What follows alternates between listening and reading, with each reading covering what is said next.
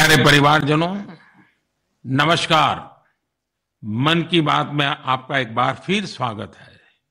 ये एपिसोड ऐसे समय में हो रहा है जब पूरे देश में त्योहारों की उमंग है। आप सभी को आने वाले सभी त्योहारों की बहुत बहुत बधाइयां। साथियों, त्योहारों की इस उमंग के बीच दिल्ली की एक खबर से ही मैं मन की बात की शुरुआत करना चाहता हूं। इस महीने की शुरुआत में गांधी जयंती के अवसर पर दिल्ली में खादी की रिकॉर्ड बिक्री हुई। यहां कॉनॉट प्लेस में एक ही खादी स्टोर में एक ही दिन में 1.5 करोड़ रुपए से ज्यादा का सामान लोगों ने खरीदा। इस महीने चल रहे खादी महोत्सव ने एक बार फिर बिक्री के अपने सारे पुराने रिकॉर्ड तोड़ दिए हैं। आपको एक और बात जानकर भी बहुत अच्छा लगेगा। 10 साल पहले देश में जहां खादी प्रोडक्ट्स की बिक्री बड़ी मुश्किल से 30,000 करोड़ रुपए से भी कम थी, अब ये बढ़कर 1.25 करोड़ रुपए के आसपास पहुंच रही है। खादी की बिक्री बढ़ने का मतलब है इसका फायदा शहर से लेकर गांव तक में अलग अलग वर्गों तक पहुंचता है। इस बिक्री का लाभ हमारे बुनकर, हस्तशिल्प के कारीगर, हमारे किसान, आयुर्वेदिक पौधे लगाने वाले, कुटीर उद्योग, सबको लाभ मिल रहा है। और यही तो वोकल फॉर लोकल अभियान की ताकत है और धीरे धीरे आप सब देशवासियों का समर्थन भी बढ़ता जा रहा है। साथियों, आज मैं अपना एक और आग्रह आपके सामने दोहराना चाहता हूं और बहुत ही आग्रह पूर्वक दोहराना चाहता हूं। जब भी आप पर्यटन पर जाएं, तीर्थाटन पर जाएं, तो वहां के स्थानीय कलाकारों के द्वारा बनाए गए उत्पादों को जरूर खरीदें। आप अपनी उस यात्रा के कुल बजट में स्थानीय उत्पादों की खरीदी को एक महत्वपूर्ण प्राथमिकता के रूप में जरूर रखें। 10% हो, 20% हो, जितना आपका बजट बैठता हो, लोकल पर जरूर खर्च करिएगा और वहीं पर खर्च कीजिएगा। साथियों, हर बार की तरह इस बार भी हमारे त्योहारों में हमारी प्राथमिकता हो वोकल फॉर लोकल और हम मिलकर उस सपने को पूरा करें। हमारा सपना है आत्मनिर्भर भारत। इस बार ऐसे प्रोडक्ट से ही घर को रोशन करें जिससे मेरे किसी देशवासी के पसीने की महक हो, मेरे देश के किसी युवा का टैलेंट हो, उसके बनने में मेरे देशवासियों को रोजगार मिला हो, रोजमर्रा की जिंदगी की कोई भी आवश्यकता हो, हम लोकल ही लेंगे। लेकिन आपको एक और बात पर गौर करना होगा। वोकल फॉर लोकल की ये भावना सिर्फ त्योहारों की खरीदारी तक के लिए सीमित नहीं है। और कहीं तो मैंने देखा है दिवाली का दिया लेते हैं और फिर सोशल मीडिया में डालते हैं वोकल फॉर लोकल। नहीं जी, वो तो शुरुआत है। हमें बहुत आगे बढ़ना है। जीवन की हर आवश्यकता हमारे देश में सब कुछ उपलब्ध है। ये विजन केवल छोटे दुकानदारों और रेहड़ी पटरी से सामान लेने तक सीमित नहीं है। आज भारत दुनिया का बड़ा मैन्युफैक्चरिंग हब बन रहा है। कई बड़े ब्रांड यहीं पर अपने प्रोडक्ट को तैयार कर रहे हैं। अगर हम उन प्रोडक्ट को अपनाते हैं तो मेक इन इंडिया को बढ़ावा मिलता है और ये भी लोकल के लिए वोकल ही होना होता है। और हाँ, ऐसे प्रोडक्ट को खरीदते समय हमारे देश की शान यूपीआई डिजिटल पेमेंट सिस्टम से पेमेंट करने के आग्रही बने, जीवन में आदत डालें और उस प्रोडक्ट के साथ या उस कारीगर के साथ सेल्फी नमो ऐप पर मेरे साथ शेयर करें और वो भी मेड इन इंडिया स्मार्टफोन से। मैं उनमें से कुछ पोस्ट को सोशल मीडिया पर शेयर करूंगा ताकि दूसरे लोगों को भी वोकल फॉर लोकल की प्रेरणा मिले। साथियों, जब आप भारत में बने, भारतीयों द्वारा बनाए गए उत्पादों से अपनी दिवाली रोशन करेंगे, अपने परिवार की हर छोटी मोटी आवश्यकता लोकल से पूरी करेंगे, तो दिवाली की जगमगाहट ज्यादा बढ़ेगी ही बढ़ेगी, लेकिन उन कारीगरों की जिंदगी में एक नई दिवाली आएगी, जीवन की एक नई सुबह आएगी, उनका जीवन शानदार बनेगा।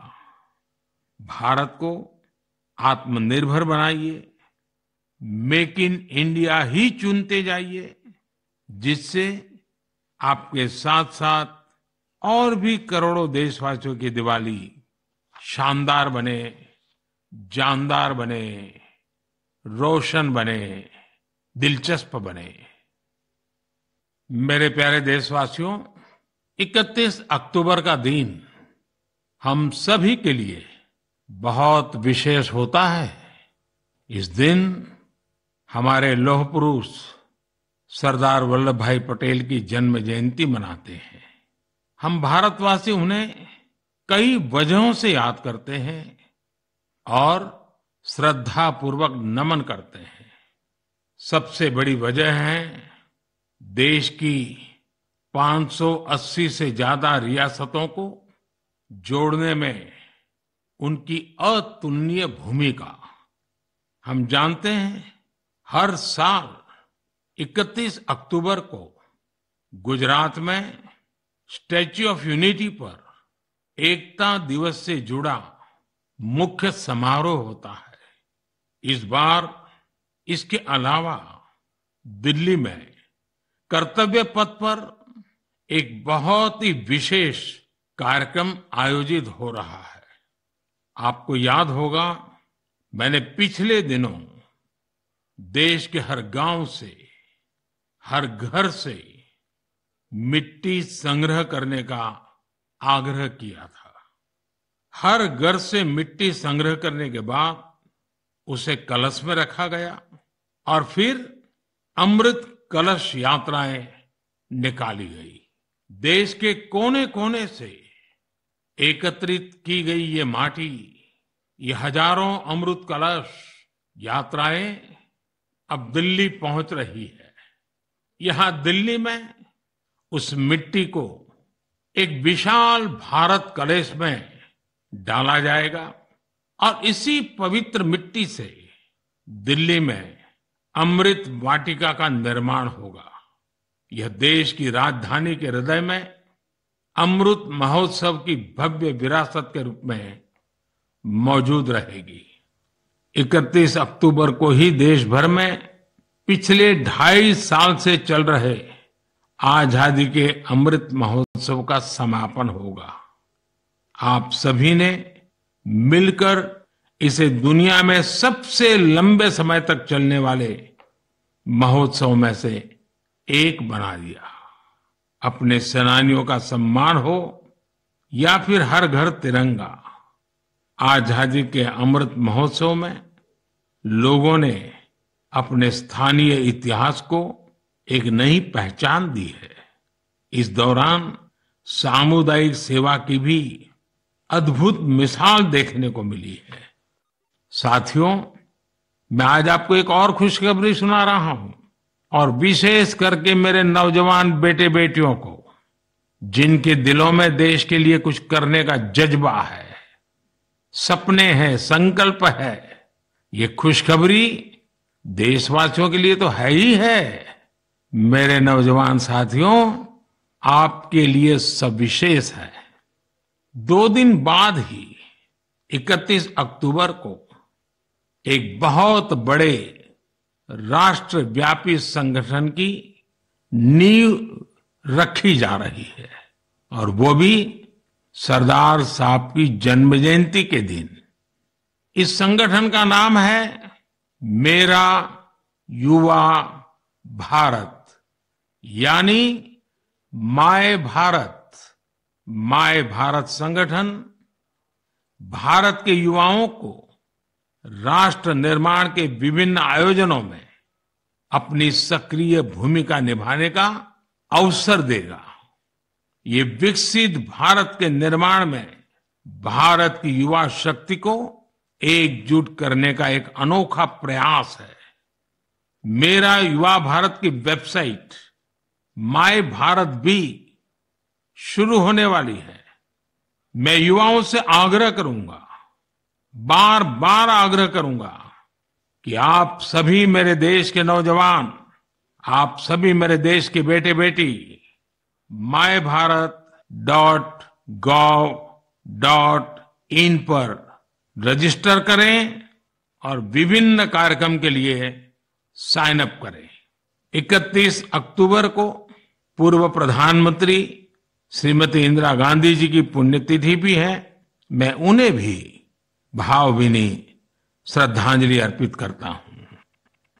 मेरे परिवारजनों, हमारा साहित्य, लिटरेचर एक भारत श्रेष्ठ भारत की भावना को प्रगाढ़ करने के सबसे बेहतरीन माध्यमों से एक है। मैं आपके साथ तमिलनाडु की गौरवशाली विरासत से जुड़े दो बहुत ही प्रेरक प्रयासों को साझा करना चाहता हूं।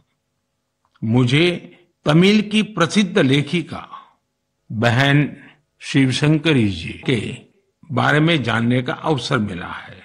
उन्होंने एक प्रोजेक्ट किया है, नीट इंडिया थ्रू लिटरेचर। इसका मतलब है साहित्य से देश को एक धागे में पिरोना और जोड़ना। वे इस प्रोजेक्ट पर बीते 16 सालों से काम कर रही है। इस प्रोजेक्ट के जरिए उन्होंने 18 भारतीय भाषाओं में लिखे साहित्य का अनुवाद किया है। उन्होंने कई बार कन्याकुमारी से कश्मीर तक और इम्फाल से जैसलमेर तक देश भर में यात्राएं की, ताकि अलग अलग राज्यों के लेखकों और कवियों के इंटरव्यू कर सके। शिवशंकरी जी ने अलग अलग जगहों पर अपनी यात्रा की, ट्रैवल कमेंट्री के साथ उन्हें पब्लिश किया है। ये तमिल और अंग्रेजी दोनों भाषाओं में है। इस प्रोजेक्ट में 4 बड़े वॉल्यूम्स हैं और हर वॉल्यूम भारत के अलग अलग हिस्से को समर्पित है। मुझे उनकी इस संकल्प शक्ति पर गर्व है। साथियों, कन्याकुमारी के थिरु ए.के. पेरुमल जी का काम भी बहुत प्रेरित करने वाला है। उन्होंने तमिलनाडु के ये जो स्टोरी टेलिंग ट्रेडिशन है, उसको संरक्षित करने का सराहनीय काम किया है।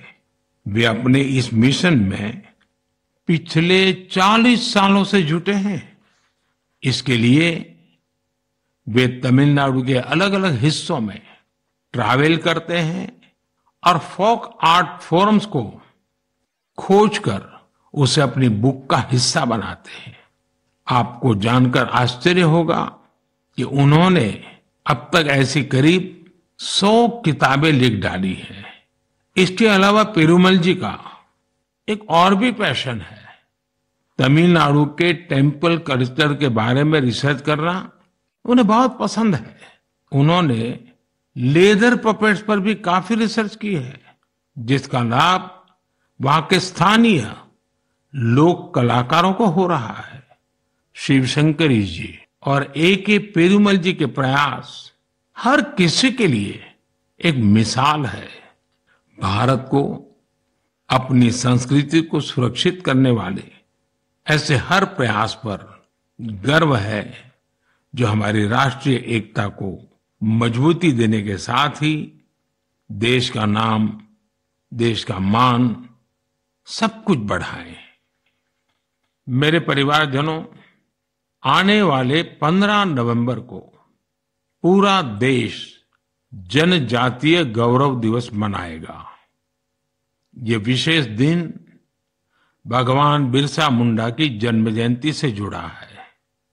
भगवान बिरसा मुंडा हम सबके हृदय में बसे हैं। सच्चा साहस क्या है और अपनी संकल्प शक्ति पर अड़िग रहना किसे कहते हैं, ये हम उनके जीवन से सीख सकते हैं। उन्होंने विदेशी शासन को कभी स्वीकार नहीं किया।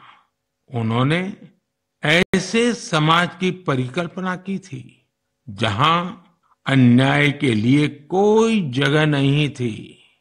वे चाहते थे कि हर व्यक्ति को सम्मान और समानता का जीवन मिले।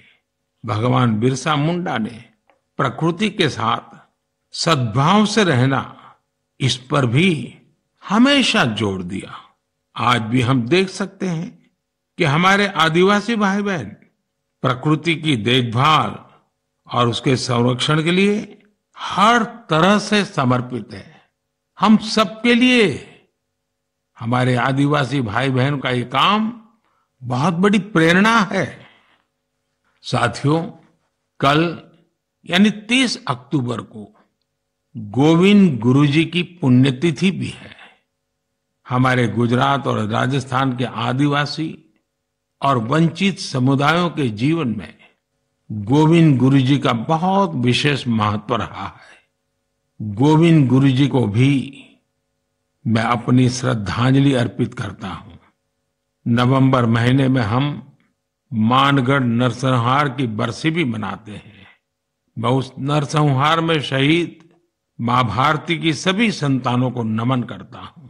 साथियों, भारतवर्ष में आदिवासी योद्धाओं का समृद्ध इतिहास रहा है। इसी भारत भूमि पर महान तिलका मांझी ने अन्याय के खिलाफ बिंगुल फूंका था। इसी धरती से सिद्धो कान्हू ने समानता की आवाज उठाई। हमें गर्व है कि जन योद्धा टंट्या भील ने हमारी धरती पर जन्म लिया। हम शहीद वीर नारायण सिंह को पूरी श्रद्धा के साथ याद करते हैं, जो कठिन परिस्थितियों में अपने लोगों के साथ खड़े रहे। वीर रामजी गौंड हो, वीर गुंडा धूर हो, भीमा नायक हो, उनका साहस आज भी हमें प्रेरित करता है। अल्लूरी सीताराम राजू ने आदिवासी भाई बहनों में जो अलग जगाई, उसे देश आज भी याद करता है। नॉर्थ ईस्ट में कियांग नोबांग और रानी गाइदिन्ल्यू जैसे स्वतंत्रता सेनानियों से भी हमें काफी प्रेरणा मिलती है। आदिवासी समाज से ही देश को राजमोहिनी देवी और रानी कमलापति जैसी वीरांगनाएं मिली।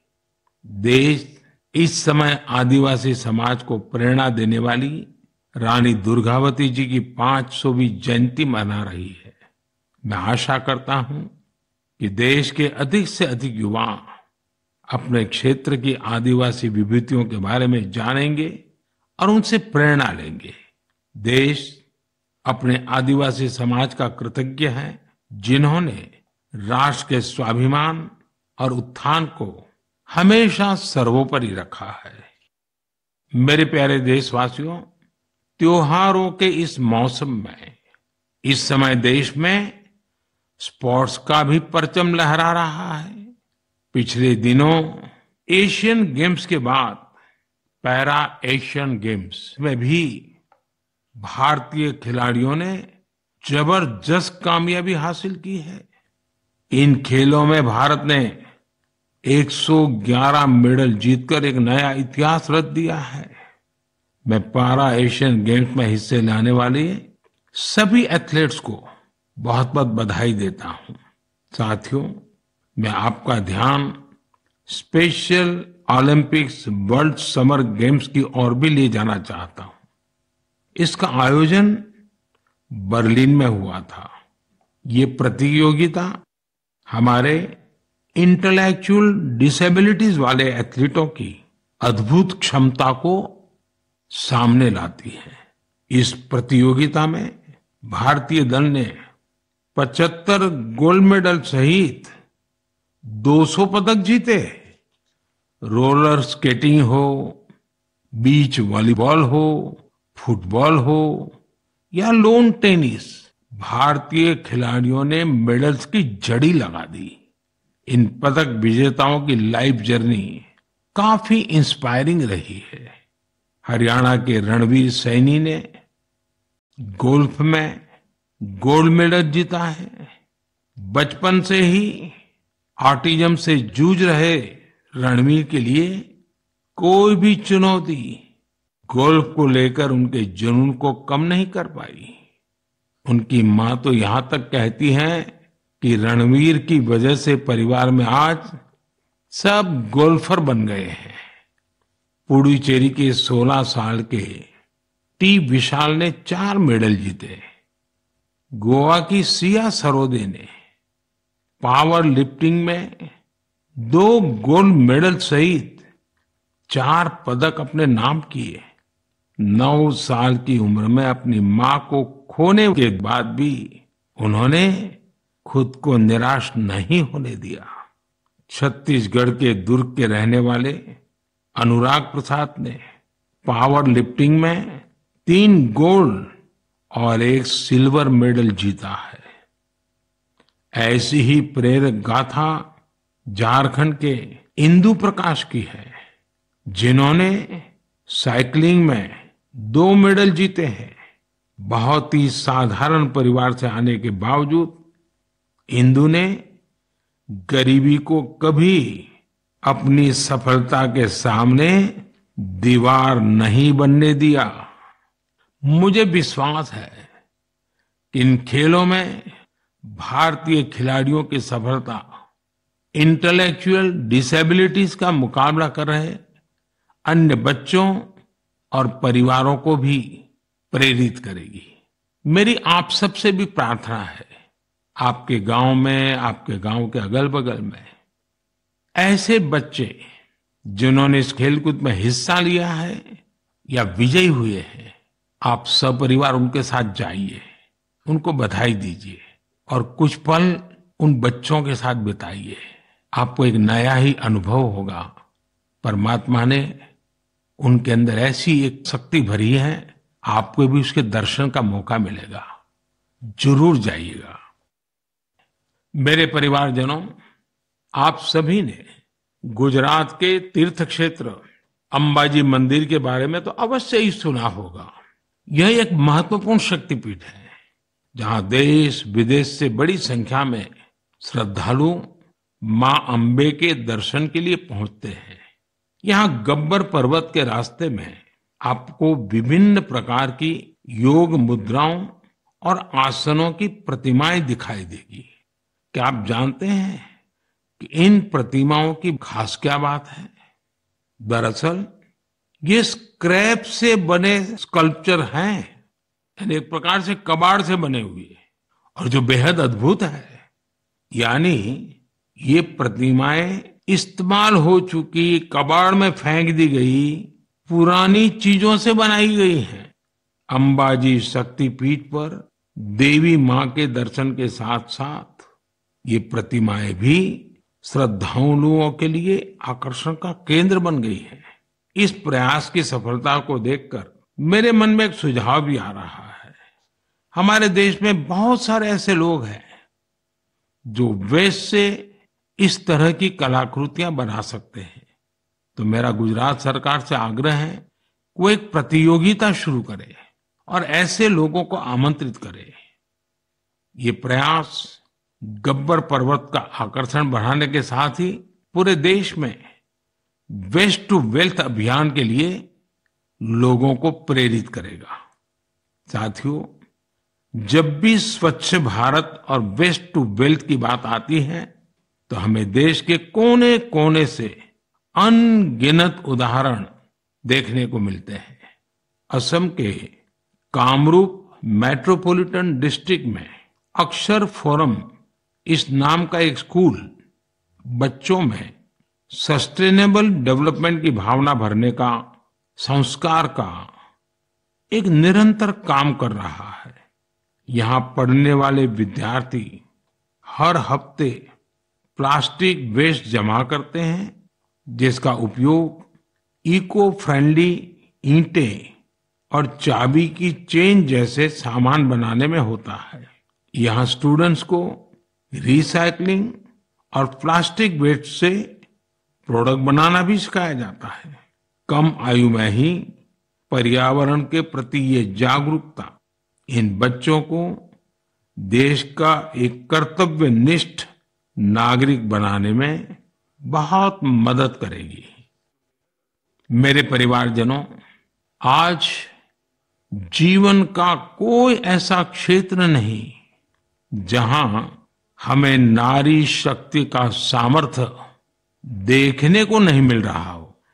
इस दौर में जब हर तरफ उनकी उपलब्धियों को सराहा जा रहा है, तो हमें भक्ति की शक्ति को दिखाने वाली एक ऐसी महिला संत को भी याद रखना है, जिसका नाम इतिहास के सुनहरे पन्नों में दर्ज है। देश इस वर्ष महान संत मीराबाई की 525वीं जन्म जयंती मना रहा है। वो देश भर के लोगों के लिए कई वजहों से एक प्रेरणा शक्ति रही है। अगर किसी की संगीत में रुचि हो तो वो संगीत के प्रति समर्पण का बड़ा उदाहरण ही है। अगर कोई कविताओं का प्रेमी हो तो भक्ति रस में डूबे मीराबाई के भजन उसे अलग ही आनंद देते हैं। अगर कोई दैवीय शक्ति में विश्वास रखता हो तो मीराबाई का श्री कृष्ण में लीन हो जाना उसके लिए एक बड़ी प्रेरणा बन सकता है। मीराबाई संत रविदास को अपना गुरु मानती थी। वो कहती भी थी, गुरु मिलिया रैदास दीनी ज्ञान की गुटकी। देश की माताओं, बहनों और बेटियों के लिए मीराबाई आज भी प्रेरणा पुंज है। उस कालखंड में भी उन्होंने अपने भीतर की आवाज को ही सुना और रूढ़िवादी धारणाओं के खिलाफ खड़ी हुई। एक संत के रूप में भी वे हम सबको प्रेरित करती है। वे भारतीय समाज और संस्कृति को तब सशक्त करने के लिए आगे आई जब देश कई प्रकार के हमले झेल रहा था। सरलता और सादगी में कितनी शक्ति होती है, ये हमें मीराबाई के जीवन काल से पता चलता है। मैं संत मीराबाई को नमन करता हूं। मेरे प्यारे परिवारजनों, इस बार मन की बात में इतना ही। आप सबके साथ होने वाला हर संवाद मुझे नई ऊर्जा से भर देता है। आपके संदेशों में उम्मीद और पॉजिटिविटी से जुड़ी सैकड़ों गाथाएं मुझ तक पहुंचती रहती है। मेरा फिर से आपसे आग्रह है, आत्मनिर्भर भारत अभियान पर बल दें, स्थानीय उत्पाद खरीदें, लोकल के लिए वोकल बने। जैसे आप अपने घरों को स्वच्छ रखते हैं, वैसे ही अपने मोहल्ले और शहर को स्वच्छ रखें। और आपको पता है, 31 अक्टूबर सरदार साहब की जयंती देश एकता के दिवस के रूप में मनाती है। देश के अनेक स्थानों पर रन फॉर यूनिटी के कार्यक्रम होते हैं। आप भी 31 अक्टूबर को रन फॉर यूनिटी के कार्यक्रम को आयोजित करें। बहुत बड़ी मात्रा में आप भी जुड़े, एकता के संकल्प को मजबूत करें। एक बार फिर मैं आने वाले त्योहारों के लिए अनेक अनेक शुभकामनाएं देता हूं। आप सभी परिवार समेत खुशियां मनाएं, स्वस्थ रहें, आनंद में रहें, यही मेरी कामना है। और हाँ, दिवाली के समय कहीं ऐसी गलती ना हो जाए कि कहीं आग की कोई घटनाएं हो जाए, किसी के जीवन को खतरा हो जाए। तो आप जरूर संभालिए, खुद को भी संभालिए और पूरे क्षेत्र को भी संभालिए। बहुत बहुत शुभकामनाएं, बहुत बहुत धन्यवाद।